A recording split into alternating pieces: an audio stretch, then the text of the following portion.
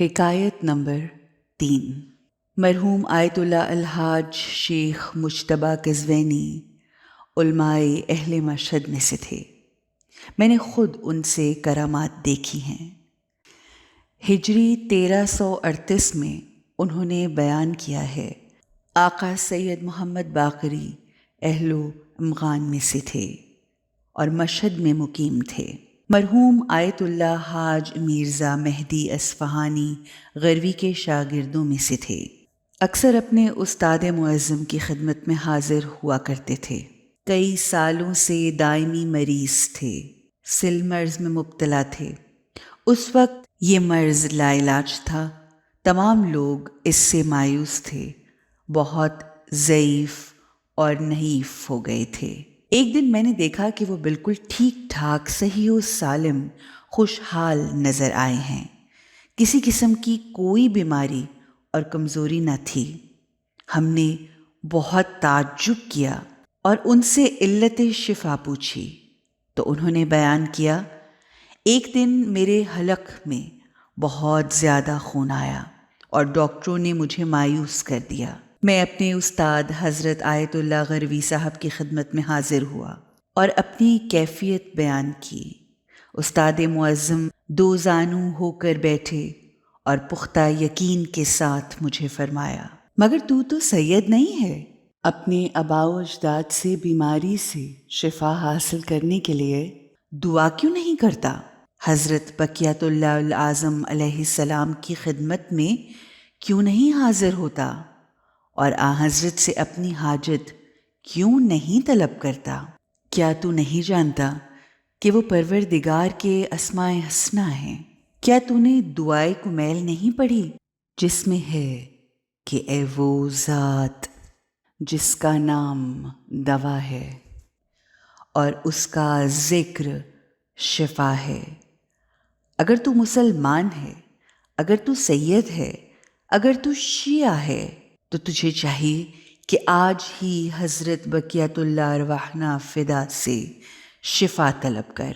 خلاصہ یہ کہ اس قدر محرک الفاظ بیان فرمائے کہ میں رونے لگا اور وہاں سے اس ارادہ سے اٹھا کہ حضرت صاحب الزمان علیہم السلام اجل اللہ تعالی فرجہ الشریف کی خدمت میں جاؤں گا، لہٰذا بغیر اس کی کہ توجہ کروں آنسو بہاتا جاتا اور اپنے آپ سے باتیں کرتا جاتا تھا اور زبان پر الفاظ جاری تھے، یا حجت ابن الحسن ادرکنی، یا حجت ابن الحسن ادرکنی۔ صحن مقدس حضرت امام علی ابن موسیٰ رضا علیہم السلام کی طرف جا رہا تھا۔ جب میں پرانے صحن میں پہنچا تو اسے پہلی حالت میں نہ پایا۔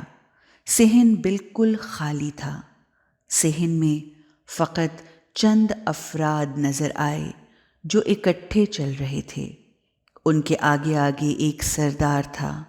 میں سمجھ گیا کہ یہی امام ولی عصر اجل اللہ تعالی فرجہ الشریف ہیں۔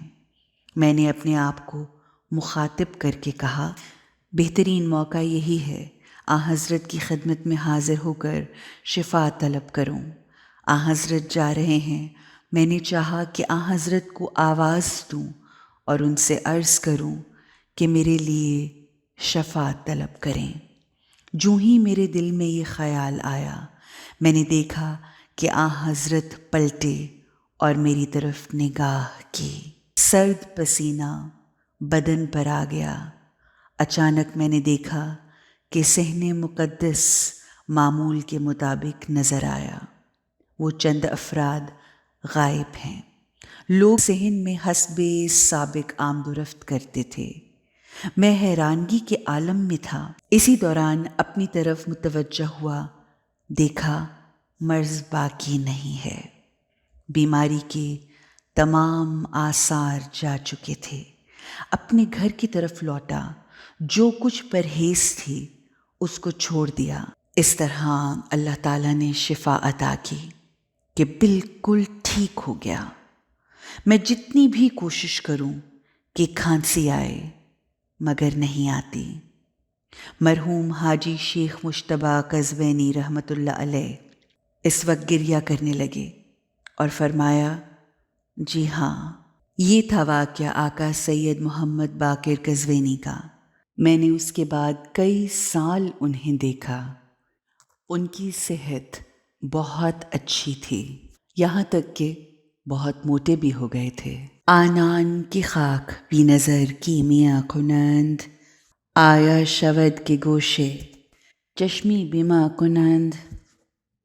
اگر اہل علم اور سادات آن حضرت کی طرف خلوص سے توجہ کریں، چونکہ امام کے سپاہی ہیں، خادم اور خدمت گزار ہیں، چونکہ آن حضرت کے نزدیک ترین ہیں، تو یقیناً آن حضرت علیہ السلام ان کی طرف زیادہ توجہ فرمائیں گے، ان کے مادی اور معنوی زندگی کو بہترین طریقے سے چلائیں گے۔